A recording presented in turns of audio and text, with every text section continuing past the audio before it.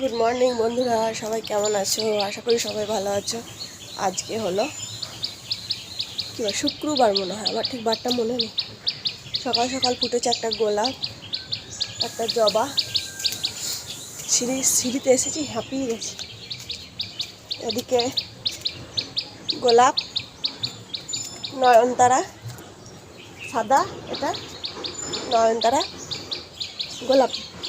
এই ফুল ফুটেছে ছাদে, আর কিছু ফোটেনি। ছাদে এলাম, ছাদে বালতিতে দিয়ে দেবো খোল পচা। খোলটা 5 দিন হলো পচাতে দেওয়া আছে, আজকে দেওয়ার দিন। দেখাই চলো কিরকম করে দিই। খোল পচিয়ে রেখে দিয়েছি। একটা বালতিতে দিয়ে দিলাম, এটা একটা বালতিতে দিয়ে দিলাম। এইটুকু রেখে দেবো, অন্য একদিন দিয়ে দেবো।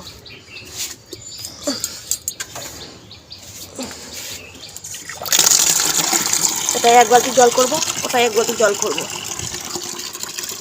গাছে ঠিক মতো খাবার না দিলে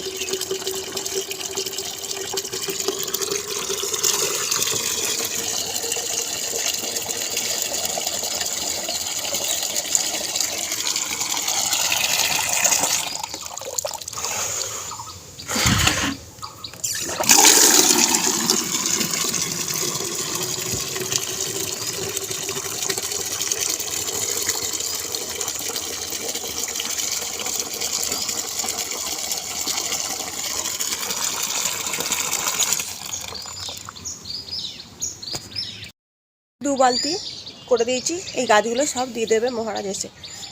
ওর একটু গন্ধ গন্ধ লাগে, তবে খোল যতক্ষণ না পচে গন্ধ বেরোচ্ছে ততক্ষণ দিলে কিন্তু কাজ হবে না। তো এই সব গাছগুলো কিন্তু আমি সব শুধু খোল পচাই দিই, আর কিছু দিই না। অত সুন্দর ফুল ধরেছে, রেখেছে তো, ঠিক টাইমে জল দিই, গোড়াগুলো খুশে দিই আর খোল দিই, আর কিছু দিই না। কারণ অন্য কিছু দিলে অনেক কিছু কাজ আছে। যদি খোসাও দাও, খোসা পচিয়ে দিতে গেলে অনেক কাজ করতে হবে। সেই জন্য আমি ওগুলো করি না, শুধু খোল পচিয়ে 15 দিন অন্তর অন্তর দিই। আর কোনো সার টার কিচ্ছু দিই না। গাছটা অজস্র কুড়ি আছে, অজস্র। এটা ফুটেছে, এটা এই গাছে কুড়ি এসেছে, পাতা গজিয়েছে। এটাতেও কুড়ি আছে, আবার ফুটেছে। এগুলোতেও কুড়ি আছে, সব গাছে কিন্তু কুড়ি আছে। দেখো, সব গাছে কুড়ি আছে। আর লেবু গাছটা দেখো, এই খোল দেওয়ার জন্য কত সুন্দর নতুন পাতা ছেড়েছে।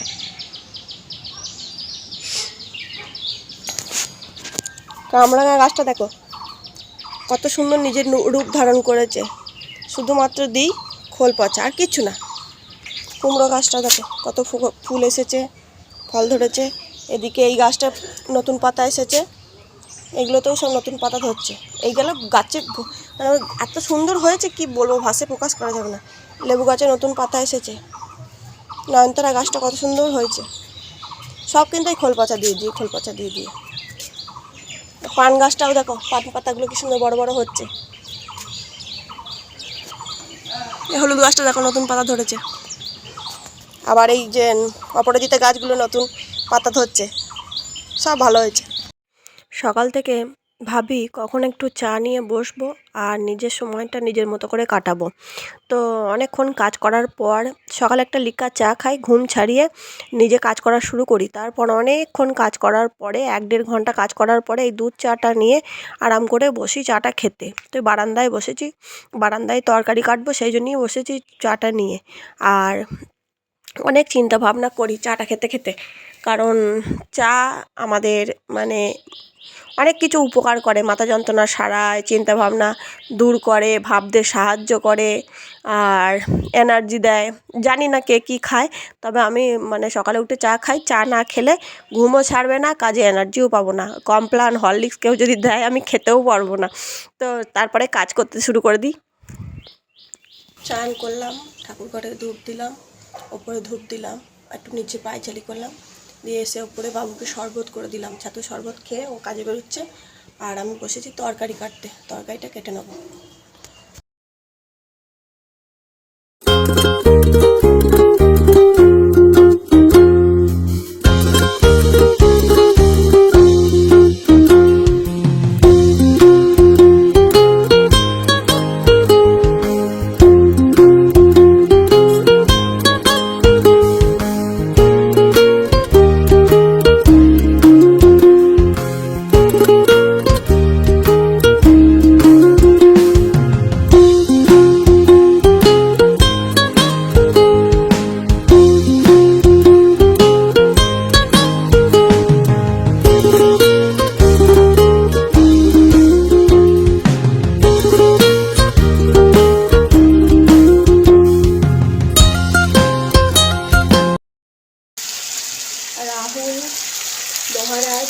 খেয়ে মহারাজ অনেকক্ষণ আগেই গেছে, রাহুল এখন গেল 10:30 খেয়ে অফিস চলে গেল। আর আমি বসিয়ে দিয়েছি দুপুরে রান্নার ব্যবস্থা। এই যে আলু ভাজা হচ্ছে, বেগুন ভাজা কেটেছি, সব সবজি দিয়ে হবে ডালিয়া, আর এটা হবে রাত্রে আলুর দম। তো সব কিছু কেটে একবারে নিলাম, চাপিয়ে দিলাম, কারণ করতে করতেই বেলা হয়ে যাবে। আবার পুজোর জোগাড়, পুজো হবে ওখানেও 1 ঘন্টা যাবে। সব সে পুজো হয়ে যাওয়ার পর তো এখানে পেট চুই করে, আর এসে তখন আর করতে এনার্জি লাগে না, সেই জন্য চাপিয়ে দিলাম। যতটা হয়ে যায় হয়ে যাক, এসে পুজো হয়ে যাবে, পোশাক খেয়ে নিতে পারবো। আবার ওরাও তো অফিস থেকে মহারাজ খেতে আসবে, বাবার খাবারটা নিয়ে যাবে।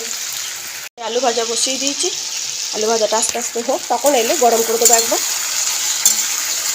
আমাদের আবার ঠান্ডা খাবার কেউ খেতে চায় না। এর মধ্যে আছে লাউ, আলু, বিনস, ক্যাপসিকাম, তারপরে পেঁপে, আর দেখো বেগুন ভাজা, আর দেখো আলুর দম হবে। এর মধ্যে একটু ক্যাপসিকাম দিয়েছি, ক্যাপসিকাম দিলে খুব সুন্দর সেন্ট হয়।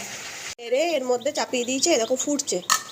আর এইখানে ডালিয়াটা বসিয়েছি, নেড়ে নিচ্ছি। 2 কাপ, এই কাপের মাপে 2 কাপ ডালিয়া দিয়েছি। আর 1 কাপ আর একটুখানি বেশি বেশি দেবো মুগ ডাল। তো মুগ ডালটা এখনও, ডালটা নেড়ে দেবো ডালিয়ার মধ্যে। আর ডালিয়াটা একটু পরে দেবো, কারণ ডালিয়াটা তো খুব তাড়াতাড়ি হয়ে যায়, সেদ্ধ হতে অনেকক্ষণ টাইম লাগে, সব সবজিগুলো সেদ্ধ হতে অনেক টাইম লাগে, সেই জন্য ওগুলো চাপিয়ে দিয়েছি।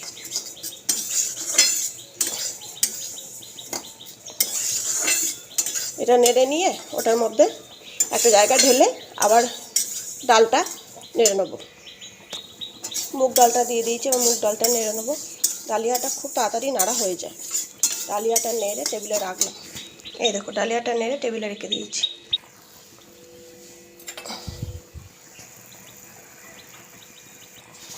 এদিকে রান্না বান্না সেরে আবার চলে এলাম ফল কাটতে। এই ফলগুলো কেটে রাখলাম। এই যে 5টা একটা, 7টা একটা নৈবেদ্য করে ঠাকুরকে দিয়েছি। আর এদিকে সব ফলগুলো কেটে রেখেছি, এদিকে মিষ্টি দিয়েছি।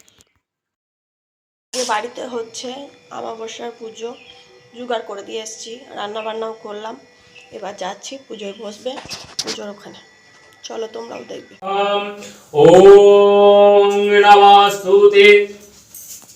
ওম শস্য সেদং শস্য পাদং শস্য ভূমি। ওম ওম গন্ধাদেশ সাচন্দন তুলসী পত্র বহরো। অসো বাইরে গো ধুনো দাও, দাও কাজে লাগবে। ওই দে 4টা 5টা টেনে উঠছিস কেন? উঠতে হবে না, না উলে উপরে দিচ্ছি, লাগাল না 11টার সময় বসতে হবে না, না আরতির সময় তো উঠবে। 4টা করে দরকার क्या होली রেখে কি স্কুল খুলে যাবে নাকি? হোলি হোলি হোলি রেখে না না এই তো।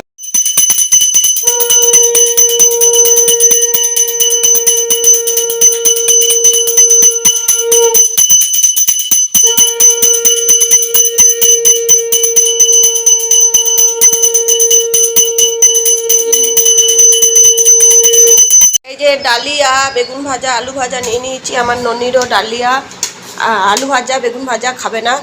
পুজো হয়ে গেছে, পুজো হয়ে গেল। এ মা আমার ইয়ে ব্লাউজের কালারটা ফ্রিজের কালারটা এক। পুজো হয়ে গেল, প্রসাদ খেলাম। ওপরে এসে ডালিয়াটা খাচ্ছি। ফল প্রসাদ দুপুরে ভাত খেয়ে খাবো, এখন খাবো না, তাহলে আর ডালিয়াটা খেতে পারবো না। আমাদের বেশিরভাগ দিন রুটি কিনেই আনে, আর তরকারিটা রাতের দিকে করি, সেই কিন্তু তরকারিটা তোমাদের সাথে আর শেয়ার করি না। আজকে করছি আলুর দম, যেহেতু আজকে আমাবস্যার নিরামিষ, সেহেতু আজকে বাইরে থেকে রুটি আনেনি, রুটি তরকারি সবটাই করছি। তো আর আলুটাকে আগে থেকে নুন দিয়ে সেদ্ধ করে রেখে দিয়েছিলাম। এখন ক্যাপসিকামও এর মধ্যে আছে, আলুটাকে ভালো করে তেলের মধ্যে নেড়ে নিচ্ছি। তারপরে এর মধ্যে নুন, হলুদ, জিরে, ধনে, মিষ্টি সব দিয়ে ইয়ে করে নেবো, এটাকে ভালো করে মশলা দিয়ে কষিয়ে নেবো। আর টমাটো, আদা দিলেও হবে, আমি দিইনি, কারণ রাত্রেবেলায় আমি আর বাটতে যাইনি রান্নাঘরে ছিলে। আর আমি মিক্সিটা নিরামিষের দিন ব্যবহার করি না, কারণ মিক্সিটা আমার আঁশ, সেই জন্য আমি মিক্সির কোনো ইয়ে ব্যবহার করি না। এর মধ্যে দেখো মশলাটা গুলিয়ে জল দিয়ে দিয়েছি। গোটা জিরে ফোড়নে দিয়েছিলাম, তারপরে দিয়েছিলাম টমাটো, আর ওই যে রেখে দিয়েছিলাম বাটির মশলাটা দিয়ে এর মধ্যে ভালো করে কষিয়ে নিয়ে আলুটা দিয়ে দিলাম। এবার আলু দিয়ে ভালো করে কষিয়ে নেবো।